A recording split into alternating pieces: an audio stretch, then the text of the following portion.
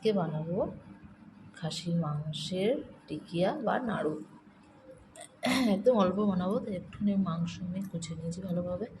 আদা রসুন দিয়ে দিলাম, পেঁয়াজ কুচি দিয়ে দিলাম, অল্প একটু কাঁচা লঙ্কা কুচি, বেসন দিলাম, একটুখানি গোটা লবণ দিলাম, অল্প একটুখানি হলুদ গুঁড়ো, লঙ্কা একটুখানি, কাঁচা লঙ্কা গুঁড়ো, ধনে জিরে গুঁড়ো, একটু ধনে পাতা দিলাম।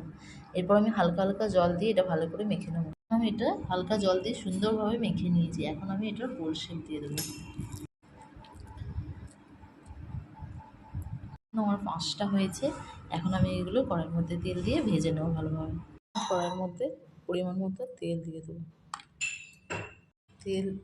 তেল দিয়ে দিলাম। এখন আমি তেলটা গরম হওয়া পর্যন্ত গরম হয়ে গেছে। এখন আমি একটা একটা করে দিয়ে দেবো।